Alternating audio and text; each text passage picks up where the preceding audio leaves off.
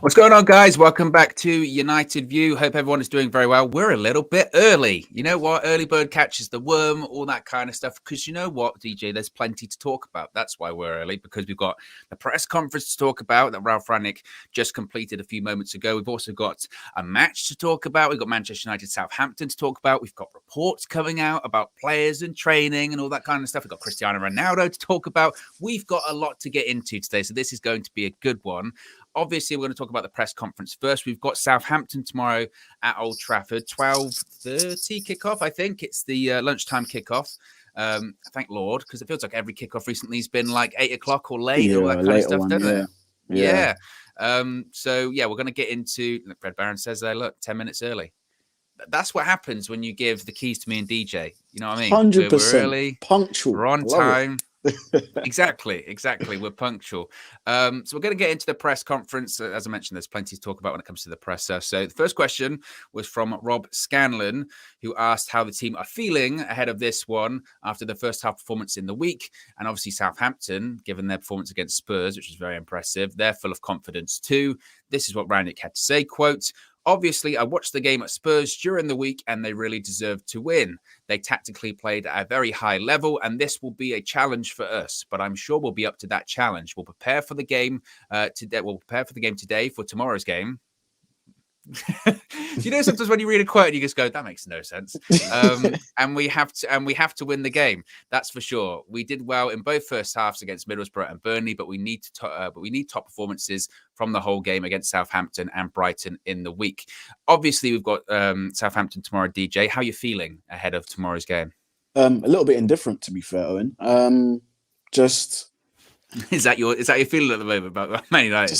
I'm just a little bit indifferent, just because there have been some positives to take from the last couple of games, but ultimately we didn't do what we set out to do in those two games. So I'm just hoping that this game isn't a repeat of the last two, because the last two were quite similar actually. And I don't want to three-peat it. So let's just hopefully just get the points. I think there's no excuses anymore. We know what we need to do, and let's just go out and do the job. So I'm feeling a little bit indifferent. Yeah, it is a strange one. I think tomorrow's going to be a really good game as well. I think so. I think Southampton, like Ralph said, and I think a lot of people, if they watched that game at Spurs in the week, were very impressive. And Southampton absolutely have that in their locker. Whilst over the last few years, every time they get a half-decent player, they get sold most of the time, don't they? Mm-hmm. Ralph Hasenhüttl was a really good coach. I think that obviously they've been on the end of some drubbings the last few years, haven't they? Yeah. Your 9-0s against us, against Leicester, or but then on the flip side, then they'll play against, Spurs in the week, and they'll play really well. They play attractive football. They play nice football. It's going to be fascinating considering the relationship and knowledge of Ralph Rangnick and Ralph Hasenhüttl. Of course, they know each other really well from their time at Leipzig together, which we'll touch on in a second, because Ralph spoke about that as well. But we're going to have to be really up for it. And certainly we can't repeat what we've done, as you mentioned, against Middlesbrough and Burnley.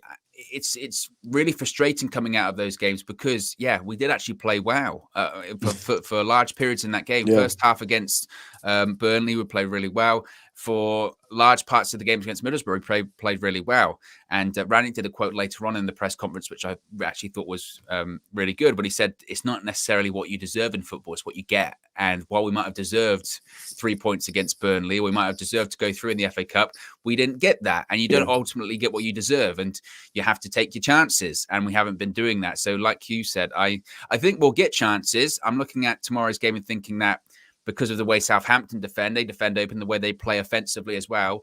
If we play how we have played against Middlesbrough and Burnley, we'll make chances. I don't doubt that. It's just a case of whether or not we take them, to be honest with you. But as I mentioned, he spoke about his relationship with Ralph Hasenhüttl during their time. They worked together at Leipzig, of course. Rangnick first handed the reins over to Ralph Hasenhüttl and then took the reins back when Ralph Hasenhüttl left for a little bit there. But he was asked, obviously, is he one of the... I thought it was a really interesting way that this Rob Scanlon referenced this. He said, is he one of the best coaches in the continent because of the job he did at Southampton? And I went, it's a bit of a stretch, that one. A bit of a stretch. He's a good coach. And I think he could manage bigger clubs. I do sometimes look at Southampton and go, he could probably manage a bigger side than that, considering he finished second in the Bundesliga with Leipzig in their first season in the Bundesliga. That's quite impressive. That's impressive. But he said, quote, "I've known him for 7 years. He has developed in those years. It's obvious. You can see what he did at Southampton. He also did a great job at Leipzig, finishing second in the first year of the Bundesliga and sixth in the second year. What he's achieved at Southampton is great, just great, excellent coach." What do you think of Ralph Hasenhüttl, DJ? I think he's good, man. He's solid. He's one of the sort of like the managers that kind of fly under the radar. But as you said, you know, he did amazing things over in the Bundesliga, and you know, it can't be sort of like sniffed at. Like, I do think that you're right. I do think he can actually progress to maybe one of the like the middle top sides, if that makes sense. The middle top sides in the Premier League. I can definitely see maybe an Everton or a Leicester or, you know, a West Ham if Moyes ever moved on, you know, something around that. Even Wolves, like around those type of levels of teams. He's going to be a stern test tomorrow. Tomorrow is going to be a tough game. And, you know, I think it's always interesting when you have two managers that shared clubs and they've been at the club together and they know each other inside and out. So it's good to see that it's all sort of like, you know, pally, but I hope Ralph's they're gonna know each other's countermeasures a lot of the time. Do you know what I mean? So it's gonna be a tough knit game. I would prefer for Southampton to try and come and attack us anyway. I'd prefer them to play the attractive football that they have been playing, because we know that gives us space and an opportunity to work our game as well. So I'm expecting an all action game. Next question was from Simon Stone, who spoke about Tuesday's performance and getting the best out of Cristiano Ronaldo. He said, on Tuesday's performance, have you worked out how to get the best out of Cristiano Ronaldo in a period where he's not affecting games in the way that he and you would want?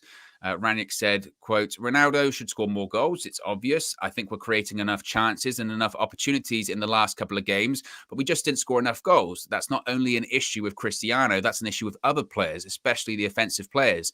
If you bear in mind how many chances we create, and this scoring goals is also something that needs to get better in the next couple of weeks. At Burnley, in 70 of those 90 minutes, it was very, very close to the game plan we spoke before the game. And now it's about rewarding ourselves and also getting the results we should deserve." So what do you make of the whole Cristiano Ronaldo sort of dilemma? There was a report that sort of came out overnight about him possibly, what they call it, crunch talks. I love that phrase. Crunch talks with his agent, George Mendes, about his future possibly at the end of the season, assessing what options are available to him. Of course, he signed a 2-year deal at Manchester United with an option of a 3rd year. So Manchester United certainly have strength when it comes to that situation anyway with Cristiano Ronaldo. But what do you make of him? Do you think he's going to start tomorrow? Is it just a case of, it's like with a lot of players in the side, we're just not scoring enough goals and the goals will come eventually? Yeah, I think he'll start. I think with Ronaldo, if he does miss a game or he comes on like at 60th, 70th minute in one game, I think the next following game he's always due to start anyway, you know. And I wouldn't be opposed to that. I thought Cavani was largely ineffective when he came on for us the other game. I do think that him not scoring's been sort of over-egged. Yeah, it is Cristiano Ronaldo. I know he's one of the 2 top spot best players in the world, or if ever. And I think it's now been a run of 5 games that he hasn't scored a goal in his whole entire career. Look, the man is getting older. The Premier League is as competitive as it's ever been. You know, I'm not giving him excuses because he doesn't need any, but I'm just saying, guys, keep his age in mind.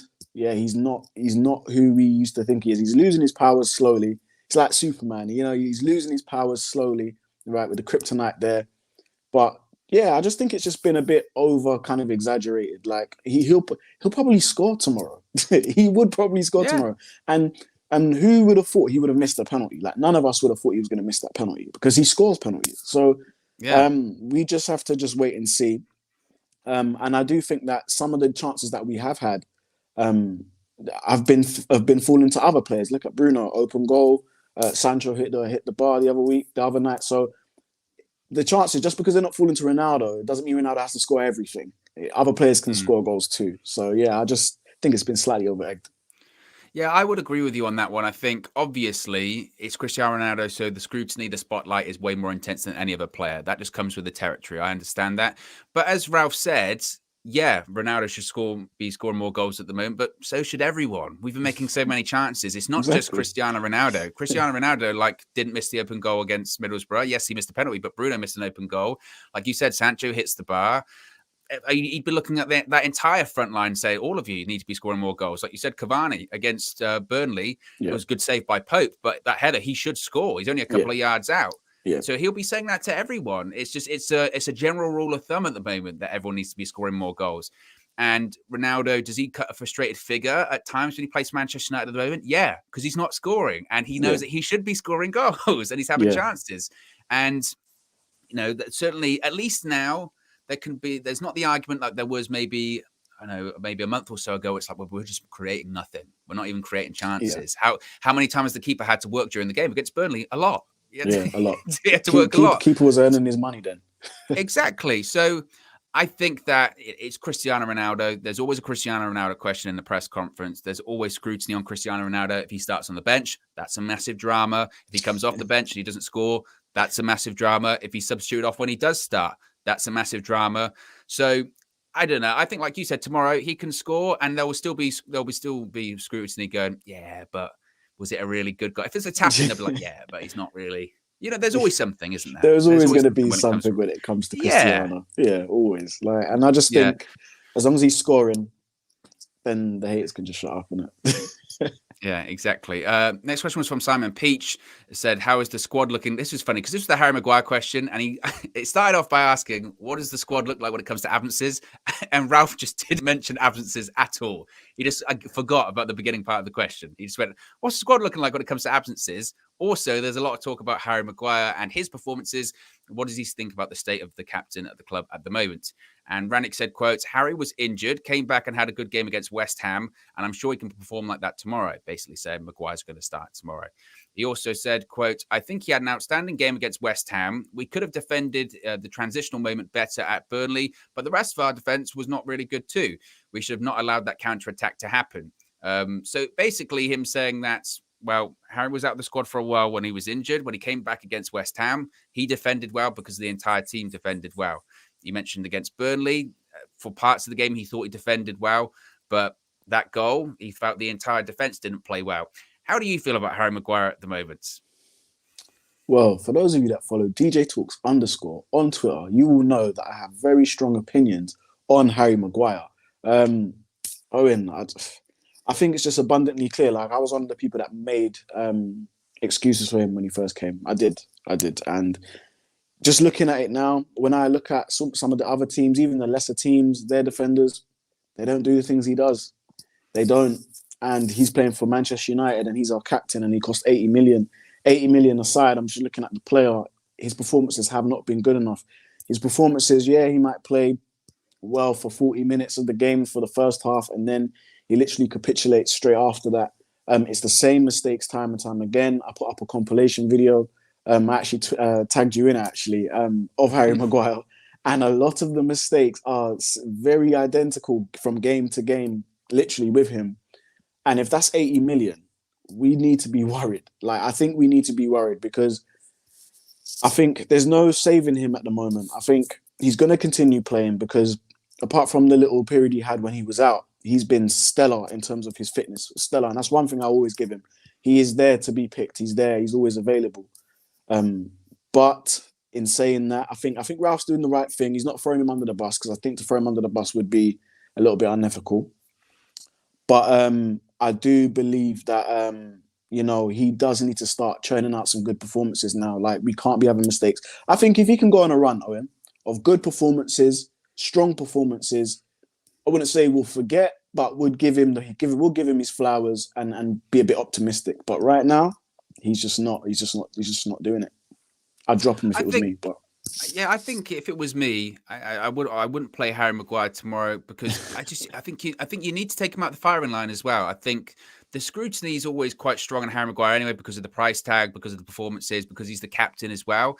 But just in addition to that, I personally felt this week it was stronger than it's been in a while when it comes to him. There was a lot of backlash because of his performance against Burnley being below par because of the way the goal happened. And like you say, people putting the compilations on Twitter and saying, kind of just drawing the line in the sand, going enough's enough when it comes to him, not just being the captain, but also being a regular starter at the club and all that kind of stuff. So I'd take him out just to say that. But when you were out of the team last time, when you were injured, when you came back in, you did play all right against West Ham. We did defend well. And maybe you just need an extended period out of the side. You think about, like you said, because of his fitness record being so strong and him starting game after game after game after game after game, if he's in bad form, he just tries to play through it. And like I said, he has a tendency to try and chase mistakes, even from one game to another. And I think that Ralph should just say, you know what? Maybe you just need 5 games on the bench. Maybe you just need 5 games out the side. And then if things do happen, like happened before with Lindelof, if he has to come out of the side or whatever, then Maguire can come back in. And then, maybe the scrutiny and maybe the pressure isn't as much as it once was. I think the pressure also comes from being captain as well. So it's tough. So I agree. I wouldn't play him if I was Ralph tomorrow, but it looks like he is going to start. I mean, we say that. I mean, he said that, I'm sure he can perform like that tomorrow. Who's to say that he will start? Like, I mean, Ralph's a pretty transparent person, but you never know. I think Lindelof is back now. I mean, I mentioned last week that it's kind of a case of what do you really want, because Bailly was out, Lindelof hadn't trained all week, and the other option is Phil Jones. And I know some people would say, well, Phil Jones, I'd have him in over Harry Maguire, but let's be realistic here. You're talking about a guy that's played 2 games in only 2 years or something ridiculous like that as well. Yeah. So I kind of understand that one, but now that we've got some options back, I think Lindelof is available tomorrow. I would say maybe take Maguire out, but it doesn't look like that's going to happen. Yeah, I think maybe it depends. I just think it depends how far Lindelof is in his fitness journey. If he's like literally ready, match ready, then we may see him be introduced. If we're controlling the game and it gets to like 70th minute, give him a little run out. I can see Ralph doing that, depending on how the game goes. But yeah, I think for me, Varane and Lindelof is our first defensive. That should be our first defensive partnership, and whoever else can, get into the team can get into the team. But Harry needs to sit on the bench, mate. That's what I think. He needs to sit on the bench. He needs some time away. He does need some time away. Next question was from Jamie Weir, and this was based on the reports that came out this morning. So I was surprised he asked the question, because usually when these things come out, they're not really tended to be allowed to say them, or they just don't, because it's quite a heavy question to ask, to be honest, and you might not be invited back. But the question was that there are reports this morning about Ralph Rangnick's training methods being outdated. At least some of the players feel like that. And some of the players feel as if that they're not enjoying the training methods. Also, they're calling Chris Armas, who, of course, is the assistant head coach, assistant manager, whatever you want to call him, first team coach, that they're reportedly calling him Ted Lasso behind his back. Because Chris Armas, I think he's American, not Canadian. But yeah, anyway, he's American. He's from America. So reportedly, some of the players are even calling him Ted Lasso behind his back. And he said to Ralph, "What do you make of that?" And Ralph said, quote, "Nothing, to be honest. I haven't read any newspapers. I don't read those articles. The way we have developed is obvious. The work we do on the pitch and the video analysis." Spoke about specifically what they do in training. He spoke about 11 versus 11 games, smaller training games, which have increased fluidity and developed more in possession and out of possession. And the development we've done recently is based on the training that we do. He also said, "What I can assure you is training is the way the team has developed in the past few weeks is obvious. That's because of what we do in training." What do you make of those reports, DJ? And what do you make of Rangnick's response to them? Well, we always have to be a bit careful when these reports come out. I remember I saw the report early this morning, and I was just a bit like, I kind of went off one in my head. I didn't go on social media, and I was like, those United players, I can't stand them. And then I thought, actually, hold on a minute. Let me just simmer down. Maybe, a lot of these reports aren't that factual, DJ. So, you need to check yourself there, fella. And I did. So I calmed down and I really looked at it, and I looked at the article again, and I thought, right, I do think that they call him Ted Lasso. I do think that. But how about this?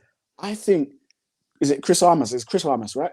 Yeah. Chris Armas probably laughs about it with him. Like, it's probably like a little bit of a joke, like a bit of banter. And it's like they've taken that out and used it as a negative.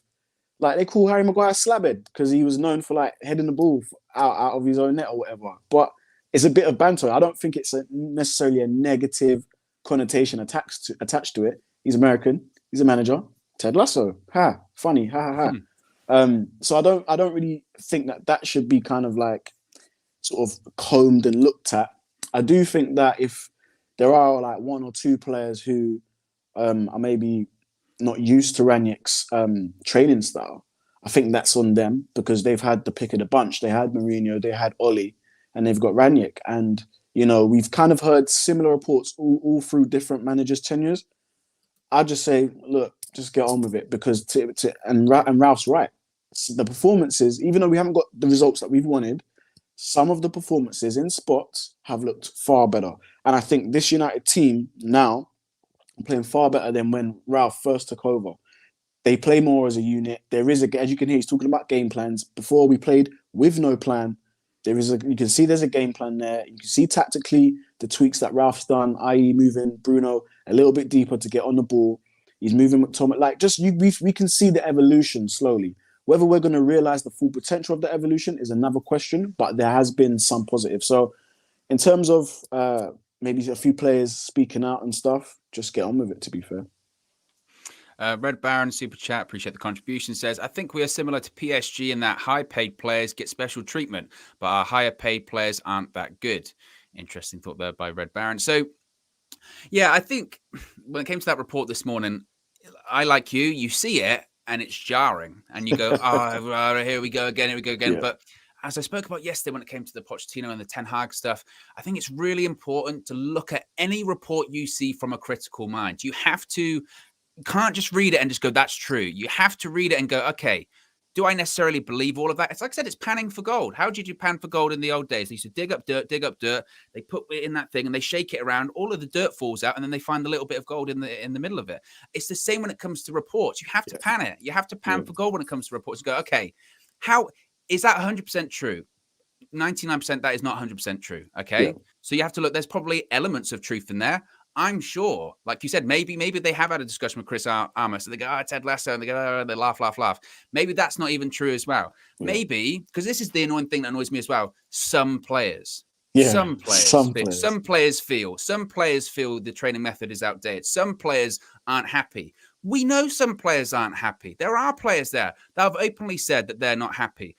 And when they say some players, they might mean one player thinks that the training's outdated. They might think there might be two players that think it's outdated. That doesn't mean everyone. That's not a broad brush. Just say, it doesn't sound nice in the report, does it? Say one player feels that. It gives the impression that everyone there is going, we hate training. He's Ted Lasso. Oh, and Ralph Rangnick's outdated. At the same time, when Ralph Rangnick first came in, they were talking about what a revolutionary he is when it comes to tactics. He has got one of the most respected reputations when it comes to tactics, training, tactical philosophy, all that kind of stuff. And you're now saying that they think it's outdated. We heard the same reports when it came to Ole Gunnar Solskjaer, Kieran McKenna, Michael Carrick. The training's not up to standard. We don't like training. We heard it when it came to Jose Mourinho. His training method's outdated. Do you not think that maybe some of these journalists just do rinse and repeat journalism? Just go, I'll put it out there again. Or, as I mentioned, there might be one person that thinks that, but that's not everyone. And I looked at that and went, do I really believe it? Probably not. There might be one player that thinks that, but certainly the entire squad doesn't think that. And the evidence is there with your eyes. Use your own eyes. And like I said, the performance levels are all right. The performance levels have got a bit better. There is development there. And that's what Ralph Rangnick said. Well, they're not just developing by themselves. Like, it's not just got rapidly better because of no reason. It's got better because we've been developing them in training. Yeah. So I just don't buy it. I really don't buy it. And that's what I was going to say. If anybody wants to know about rinse and repeat journalism, just ask Nicholas Gaitan and Wesley Sneijder. For years, they got linked to United through the same journalists. It was automatic. It was like, okay, guys, let's go in the draft folder. Let's upload the same headline that we uploaded last season and the season before that. Yeah, so rinse and repeat journalism, guys. We just got to be a bit careful. I saw a lot of United fans reacting to it, and some people are going to react to it. I mean, I nearly did, but just take a minute, guys. Just think about it. Is all of it true? 9 times out of 10, it's not going to be so. Yeah, and like I said, I'm not saying at the same time that it's 100% false, completely fabricated and made up. I'm just saying that there might be one player that feels like that. But to paint, just to look at it, because your brain is weird. It does weird tricks. When you see some players, your brain just goes every single player like that. Yeah. Then you have to catch yourself and go, actually, that's not right. That's probably not fair to say that. That's like I go, DJ going, I don't like Chinese food. The entire broadcast of this hates Chinese food. Well, no, one person said that. You know what I mean? That's what everyone in United View doesn't like going to, Chinese food. You're like, well, no, that's not the case. One person said it. I just think, Owen, how is this leaking? Like, there's someone in there that's just like literally. All right, guys, listen. Ronaldo just said to Rashford that he's an idiot because he didn't pass the ball, pull it out there. I don't think Ronaldo likes him anymore. Well, again, like they said, I'm in fairness, like I know Gabby Bonhol gets a lot of stick for sometimes for his opinions, but he brought up a really good point when he spoke to Flex on one of the previews, or it might have been an overview that he did, when he said that sometimes it can also be not a player, it can be a masseuse, it can be the friend, it can be the friend of a player. I'll tell you what, I've heard so and so just he's so annoyed with the training at the moment. Do you know that's necessarily true? Well, he's a friend of so and so, so it's got to be true, right? We always assume that sometimes the players talking directly with the players, and it's not necessarily the case. So I don't know. Like I said, I just looked at it and went, I don't know. And it's the same thing. We've heard it, you know. Yeah, we've heard it. It's greatest hits. Yeah, greatest hits journalism. That's what it is. Next question was from Andy Mitten, who said, "How can you get your team to play better towards the end of the game? Is that on the training ground, etc.?" Ralph had a lot to say about this. He said, quote, "To start with, it is important. The players realize a good development has been seen in the last few weeks. They realize we control the game, but when we concede a goal, we should stick to the game plan. That was the most harmful part. We didn't stick to the game plan. They realized that we controlled the game, but then if we concede a goal, like we did against Middlesbrough, it was after 65, 70 minutes. We should just stick to the game plan, not all of a sudden lose shape or lose composure. We just didn't stick to that game plan after conceding against Burnley. All of a sudden, we didn't have the same positioning on the pitch. Our 2-8s were too far outside. This is what we spoke about yesterday and the day before. Hopefully, when we have the same amount of opportunities, we score more than one goal. This has to be more effective, but we have to be aware of why we are so dominant. We have to stick to that game plan. All of a sudden, as mentioned before, losing structure, losing shape. It was obvious for some 15, 20 minutes against Burnley. It got better at the end of the game. We had more control, but in those 15 minutes, we lost that shape. So essentially, DJ, he's saying there that we have to basically realize the reason we're so dominant is because we're sticking to a game plan we spoke about initially. And just because we concede, if we're not taking our chances, just because we concede, we can't just then just abandon everything. We can't just then go, okay, we're going to lose our shape. It's a mentality issue, right? It's a mentality issue. We can't just collapse. We have to realize, actually, we were dominating the game for a reason. Yeah, they scored a goal, but if we stick to what we're doing, we should continue to make chances, right? Yeah, 100%. And I think we touched on that on one of the full views. You know, we did say that, you know, as soon as we go down, it's kind of like panic stations. And it's quite refreshing to see Ralph sort of unpick that. He's been made aware of it, that the players know now. So again, kind of leading to what I said at the beginning of this stream, I was saying that, you know, there's no excuses now. There shouldn't be any excuses against Southampton. Not to say that there was excuses before. We had obviously refereeing decisions. If anybody wants to hang on that, they can. But at the same time now, we actually really need to go and put this team away. Last couple of games has been maybe sort of like a build-up to what could potentially be in terms of a full, complete 100% performance. I know it's football, anything can happen. But I think maybe this could be the game. Maybe it's the game that it all comes together. We get our goals, we dominate the game and don't give them a sniff, hopefully anyways. Yeah, I think it's a really good point by Rangnick, actually, of him saying that the biggest issue that we've had, of course, is obviously putting the ball in the back of the net. But sometimes that does happen in games. Sometimes you do the keeper might be playing really well, or you do miss chances.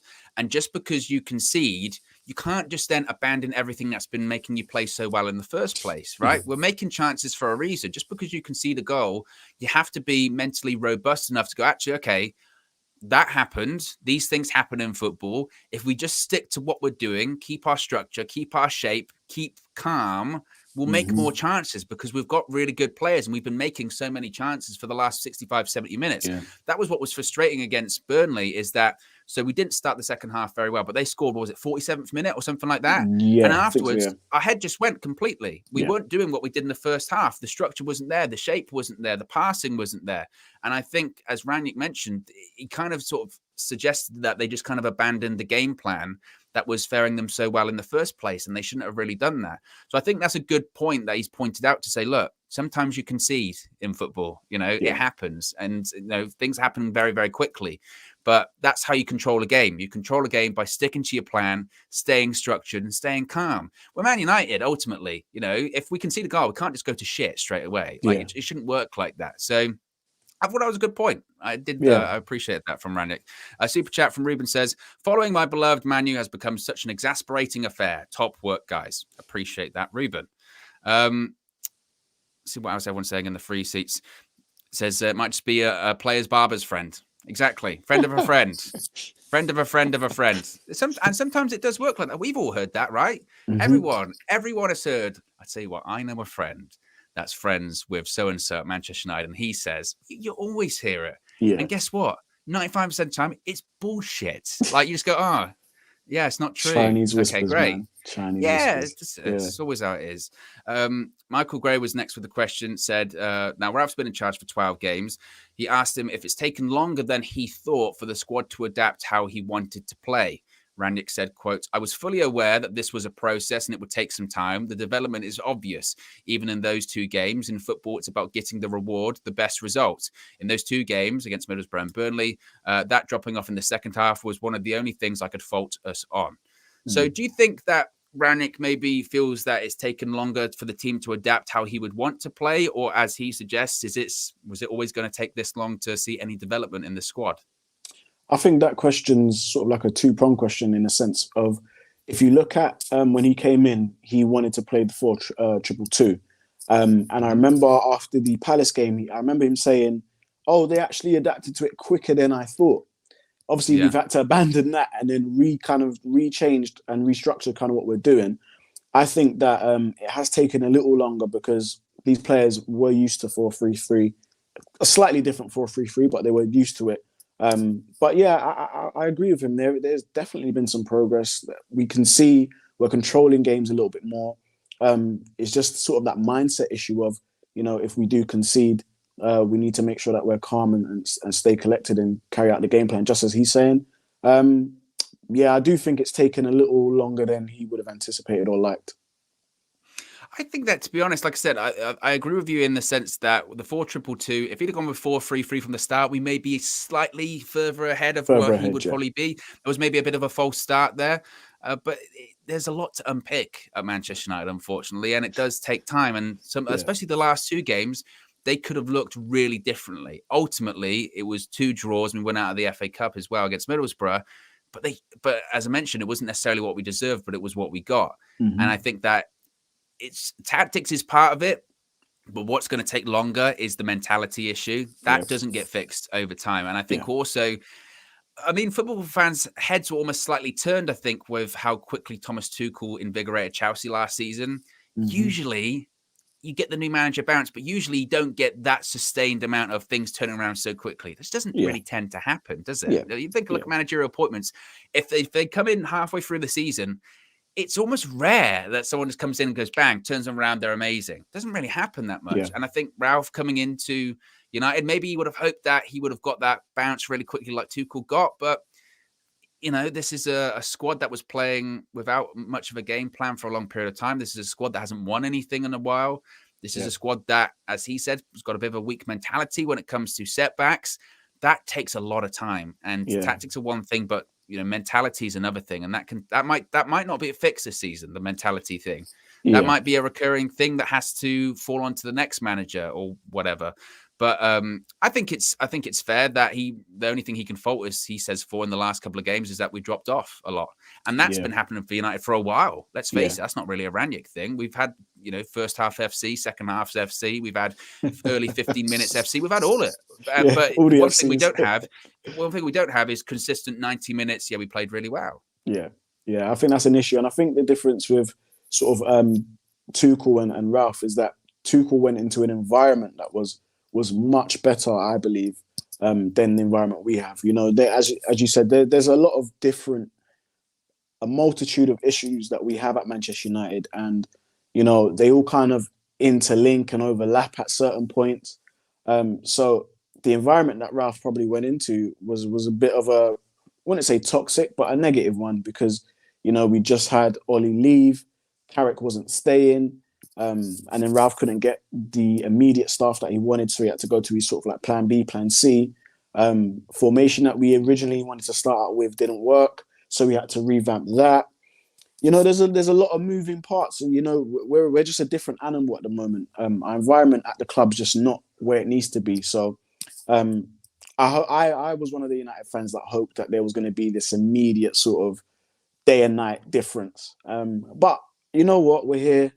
There has been a slight change, and we've got a few more months to sort of see it out until the next guy comes in. So, Yeah, but I think and this is one big point that he was stressing a lot during this press conference was there is development. There has been Yeah, of development, and I course, don't think you 100%. can argue. And I don't Yeah. think you can argue with him there. You can't Hmm. say the performances are as bad as they were towards the end of Ollie's tenure, or for the majority of this season. Let's face it. A lot of the performances this season were just horrible to watch, Horrible. absolutely horrible to Oh. watch. And early days under Rangnick in that 4-2-2, they weren't much better. You know, I Hmm. watched the game against Newcastle or against Wolves. That was shocking. Yeah. But certainly in the last couple of weeks, that 4-3-3, it looks to be like you go, well, there's some development there. Yeah. We are creating chances. It's just the drop off and not finishing those chances, I think. Yeah, I think the football even looks better. Like it looks a bit more entertaining when I've watched it. It looks a little bit. I still think we sort of fall back into the same patterns of moving the ball slow, especially from the back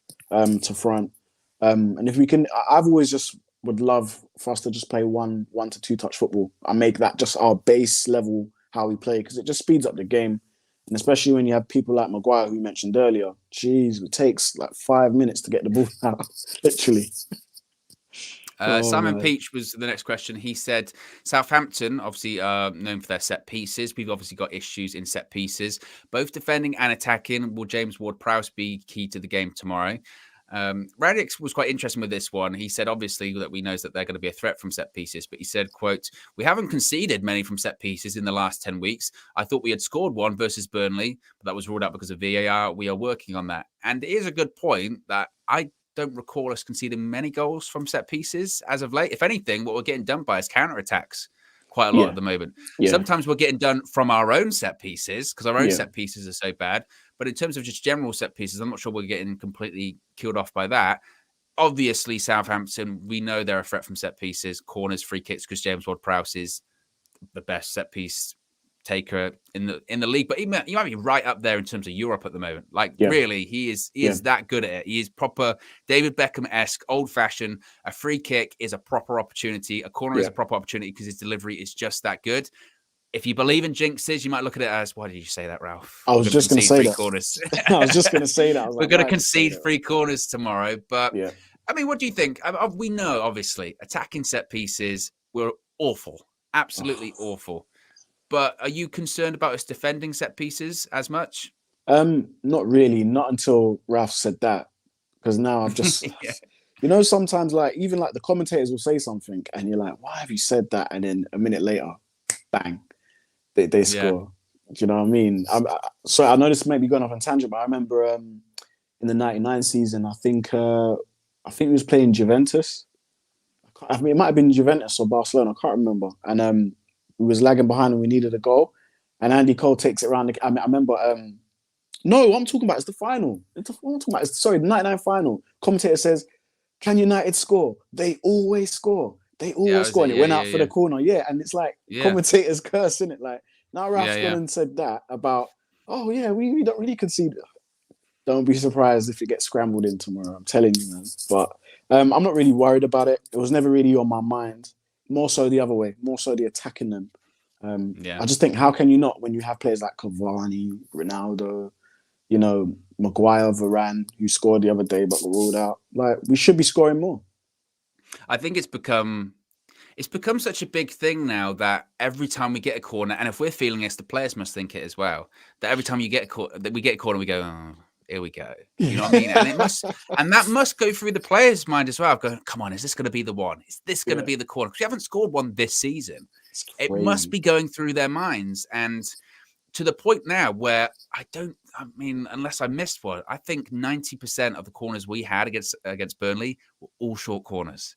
We're trying everything. Yeah. We're not putting balls into the box. Go short. Try something different. Go short. Edge of the box. Go short. Try something different. That, because I like it because it's at least addressing that nothing's working. It's not like, you know, Harry Kane on corners. Let's just keep having them taking them when it's not working. You know what I mean? Mm-hmm. But when we do get there, it'll be this bit. And bear in mind, when we do score that corner, it ain't going to be crossing to the box. Maguire heads it in. It's going to be crossing to the box, bouncing around, bundled in, and we're going to take it. That counts. Take it. You've got to take it, of course.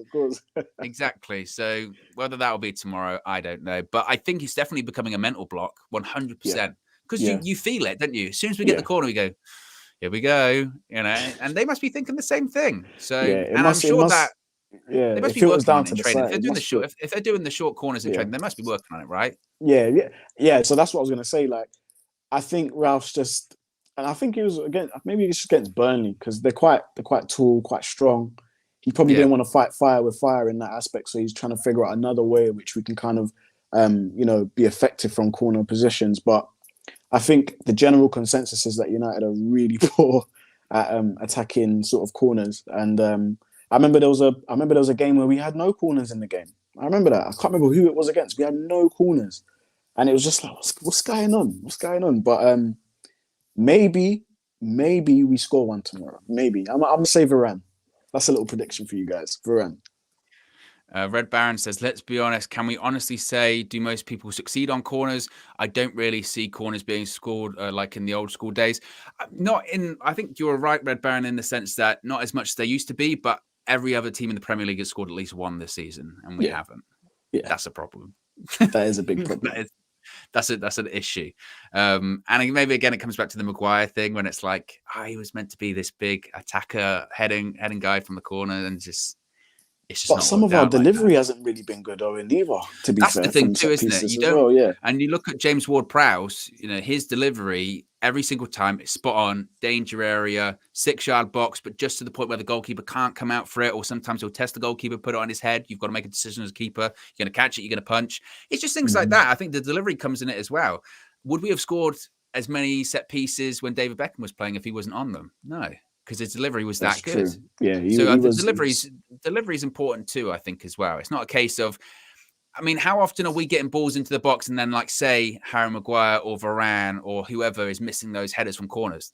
No, they're just like, it's not even beating first man sometimes. Yeah. Or it's being looped in. It's loopier than what? Pat Butcher's earrings. It's like over the top. It's like that all the time. You know what I mean? I like that one. So yeah, sometimes it's deliveries as well. This was a fun question to wrap it up. Simon Stone said, so you're making progress, Ralph, but you've only won half of your games since you've been here. Given the amount of time, amount of money rather, that's been spent on this squad, are you surprised you're having to make as much ground up as you seem to be just to be competitive? It seems like you're coming from such a low base. Now, Rangnick had a wry smile when he responded to this one, when he said, so a very smart question. You've put it in a smart and clever way. I know what you're aiming at, but I can only tell you what I've experienced in the last few weeks. I'd even say that we were good when we played against Burnley. It's about improving in terms of performance and results. The team has developed. Even the players realize themselves how much they have developed, especially in control of the game. So what do you think he meant when he said, it's a smart question, you've put it in a smart and clever way, I know what you're aiming at? What do you think he meant by that? I think Ralph was just referring to the fact that you've spent a lot of money on all these big players, and you guys are shit, basically. Basically, you lot are shit. I felt he was basically implying, you want me to slag off Ollie or the previous regime here, when he said, because basically Simon Stone's sort of trying to imply you're having to make up so much ground. Are you surprised, considering that how much money's been spent on this squad, how much you're having to do just to be competitive? It seems like you're coming from such a low base. And I think the response he was maybe looking for was that, investments in the past maybe weren't great, and we were coming from such a low base because of this, that, and the other. I think that's what maybe he was fishing. He was fishing for a bit of, he was fishing, and Ralph just sort of went, "Well, I know what you're trying to get me to say. I'm not going to say it." But he probably thinks it though. I don't know, but it's not really for him to say as well, because he wasn't there. He can look at this squad and go, "Oh yeah, they're not as good as they thought," and some of these players aren't necessarily worth the transfer fee that was spent on them, and that's true, right? Everyone knows that. But again, what can Ralph Rangnick do about that? Nothing. All he can do is what's the players that he's got at the moment. Transfer window shut as well. And as he mentioned, the team has developed. And again, he emphasized the players, even themselves, they realize how much they've improved, especially when it comes to controlling the game. So again, a little bit of pushing back, going, no, these players know they're improving. We know we're improving. And I'm not going to say like, oh, Ole Gunnar Solskjaer and his previous coaches were terrible, this, that, and the other, because what does he gain from that? Like maybe Jose Mourinho might have said that. I'm like, oh, yeah, I walked in and it was such a dumpster fire of a mess. And that's why we're not going to qualify for top 4 this season, because it was such a mess when I came in. It's going to take me a long time. But and that makes you look good, especially if you do get top 4. You look like the conquering hero. But what really do you have to gain from I think slagging off the previous Jose regime? definitely would have done that. Jose's funny. Oh, He definitely would have done that. But I think, Ralph's class act. And I thought it was kind of a weird question from Simon Stone, to be honest. I think it's a bit of a weird question. Like, we all know, it's very well documented that we are definitely not where we're supposed to be. And Ollie's tenure was tough. You don't think Ralph knew that before coming into the job? You don't think it was hammered over his head when he came through the door? Yeah. Don't need to be reminded of it. We just need to look forward. The fact he's coming in general, right? The fact he's an interim manager that comes in halfway through the season means things aren't going that well, Of course. I don't think he's that silly. Let's go on to the match preview anyway. So obviously tomorrow, must-win game. Predicted starting 11. What do you reckon the starting 11 is going to look like? It looks like absences of Bailly, Matic, and Fred. Obviously, Fred because of COVID. Bailly and Matic looks to be out through injury. I'm assuming Tellez might be back, considering he's missed the last couple of games. I'm not sure, though. But even so, he probably hasn't trained as much. So it'll probably be Luke Shaw. So what do you reckon when it comes to starting 11? David De Gea in goal. Right back, Dalot, Varane, Maguire. Sure. And it will be the midfield 3 of Pogba, McTominay, Fernandes. I think Pogba will play? I think Pogba will play because I think he played very well the other day. Even though I think it was Peter Schmeichel didn't think he did. I disagree with Schmeichel. Yeah, that was really the weirdest bizarre thing. Oh my God. Yeah. Don't know what he was drinking. But I do think... So here's the thing. I do think Elanga starts on the left. Maybe Sancho on the right with Ronaldo up top. I'll say that. I think Rashford. Interesting because against Burnley, it was Rashford on the right, Sancho on the left, and Cavani up front. And I thought that was quite interesting because when Sancho was brought in, he was going to be playing on the right. It felt like, right? Yeah. He was going to be playing right wing, and Rashford was going to be on the left, and that was going to be it. So I was quite surprised by that one. My starting 11 tomorrow: De Gea, Dalot. It will be Maguire and Varane, whether people like it or not. I think Tellez will probably be on the bench, but Tellez, we obviously know that if he's been out of COVID, he probably hasn't trained at all. So unless, he was symptomless and training from home, but still not training on the grass, is it? So it'll be Shaw. Midfield 3. I mean, we're light when it comes to midfielders now, and especially, with Donny not being there. So, yeah, don't say it. So with Fred and Matic not there, again, it has to be the same as it was, which is Pogba, McTominay, and Bruno Fernandes.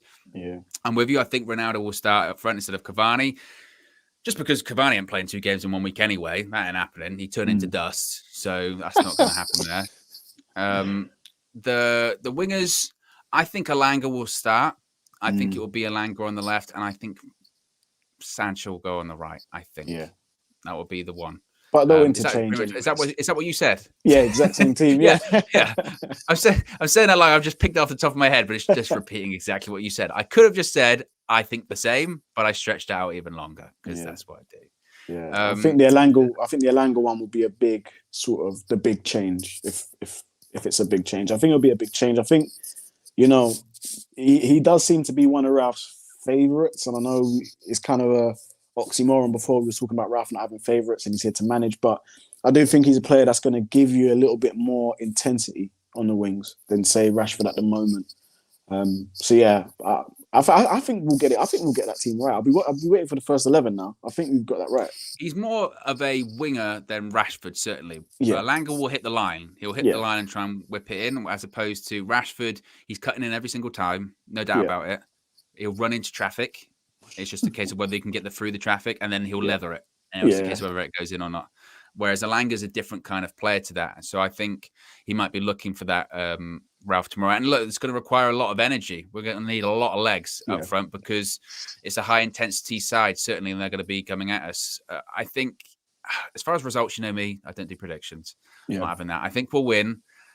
It's a weird one, Southampton, because we beat them 9-0.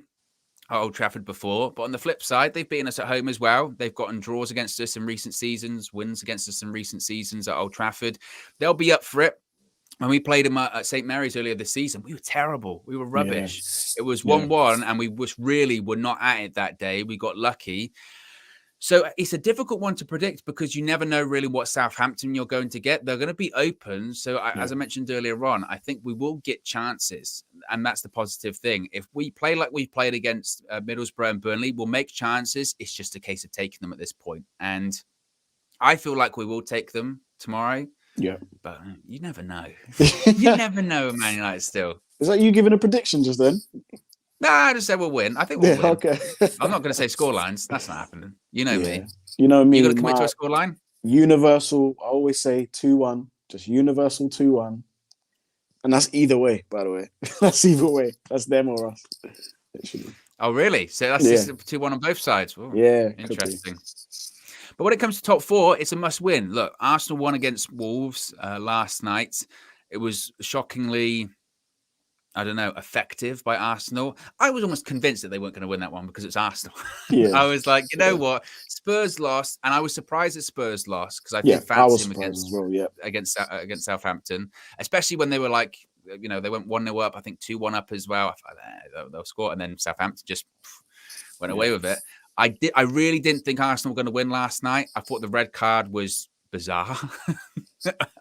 I don't think I've ever seen anything like that before. Of play advantage, but give the booking that you gave the foul for, and then give another booking for the foul you just gave. I don't think I've ever seen that before. Yeah, I've never. Crazy. It's just weird. It's just refereeing's a whole nother show. Literally, that's a whole nother show to unpack that. But I must win game. Can't afford any slip ups now. We can't. We can't. You can't afford any slip-ups now, especially because I think that, as we mentioned, the people that are fighting for that fourth spot, so United, Arsenal, Tottenham, West Ham, consistency is a massive issue for all of those guys. I still back us to get the fourth spot because I think we probably just have a little bit too much quality, and I am seeing encouraging performances. Ultimately, though, I think that fourth spot is going to be decided in the games that they play each other. Head-to-head games, So when Arsenal do eventually play Spurs, or when we play, you know, when, like for instance, when we beat West Ham, or when we have to play Arsenal and Spurs as well, I think those are the games that are really going to determine this.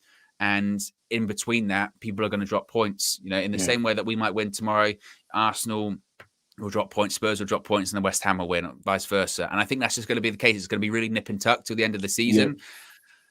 And it's just, that means it's going to be very difficult to watch because it's going to be frustrating. Because when you saw the Spurs game, the day after, you went, if we'd have beat Burnley, that would have been, you know, that's the frustrating thing, isn't it? It's so frustrating. And, you know, I think you were saying it in a couple of shows ago. We just need to build up a nice little run of consistency just to see us through, because that's what it's going to come down to. It's going to come down to whoever can be more consistent. And win their games. You know, I just don't think draws are viable at this point now. I mean, I'd rather get a draw than lose, obviously, but even some of the draws we've had felt like losses. So we do need to get those 3 points at all costs. And at this point, I know Ralph's saying there's been obviously improvements and stuff like that. But for me, it gets to a point in the season, especially if you're trying to get top 4. I don't care how we win the game. Hand of God, Maradona goes in, and VAR doesn't see it. Cool, whatever. We just need the points. We need the points. Exactly, and that's the weird thing, isn't it? Because I remember, it feels like a million years ago at this point, but at the start of the season under Ollie, you know, when we were winning games, like scraping them 1-0, and we were playing rubbish, and we were like, we didn't deserve to win that at all. Yeah. And now we're on the flip side of it, where we're like, I can't believe we didn't win that. We deserve to win that so much. We played really well. And it's just funny how things work out like that. So I'm hoping for, I always say this, I'm hoping for like a bit of a statement. I'm hoping for an effective performance. I'm hoping for something that we can come out of the game and go, okay, that you can build on that. Like when we played Brentford, I know that Thomas Frank came out afterwards and was like, oh, they changed for Brentford and all this kind of stuff. But that was 3-1. That was a comfortable win that you went, okay, boom. That's something to build on. Yeah. We haven't seen enough of that this season. We haven't seen enough of games where afterwards you go, that's a statement. That's something to build on. We have seen lots of last-minute goals. They're great. And people can say that can be a catalyst, but I want to see more of a complete performance. And that's what we haven't really seen this season. Yeah, we need that 100% performance. I'll even take a 90% performance. Exactly. Yeah, I'll even take that. You know, I think so far we've had maybe like 70%, 60% performances. But be nice to have everything come full circle and then start, churning out results. Because one thing I will say about Ollie's teams is that when we needed to go on a run, we would, whether it be a little 6 games here or there, 4 games, 5 games, whatever. Those little chunks can get you up the table quite quickly. So we need to kind of replicate that. Can't believe I'm even saying that, but yeah. Exactly. Anyway, guys, look, we're out of here. Tomorrow, as mentioned, it's full match day experience. 12:30 kickoff. I'm on the match for you tomorrow, which means we might lose. Oh God. I got the call from KG earlier today. He actually tried to ring me last night, and it was one of the only times I missed his call. Mm-hmm. But he spoke to me today, and so I'm on the match for you tomorrow, which is never good because every time I'm on the match view, we're rubbish. We do terrible. We have a draw or we lose. I think I've maybe done like 2 match views this season where we won legitimately. Yeah. I would probably have to count them, but it's right up there as terms of like maybe 3. I did last one I think I did was the West Ham one when we won at Old Trafford. So that's all right. If we lose tomorrow, you've got to come off match views, man. You can't be doing match views anymore. Yeah. Yeah. You can't. Tau KG, Tau KG, Tau Flex. Yeah, we need the 3 points now. We need 3 points now. We need to do everything in our power to try and get this team going forward. For F's sake, Owen's back on match view. I told Mark Gray said we won our last match view win. That's true. That's true. Maybe. But so we've got the match view, with me tomorrow. Then afterwards, we'll have the match reaction. DJ, I think you'll be here. I'll be there. James is going to be with us as well tomorrow. So hopefully we're going to be talking about a victory. Then obviously afterwards we'll have all of the fan views outside Old Trafford plus Flex's view as well. So a full day of match experience to come up tomorrow. So fingers crossed, right? Let's put some positive energy out there, guys. We'll win tomorrow, and we'll speak to you again very soon. Peace.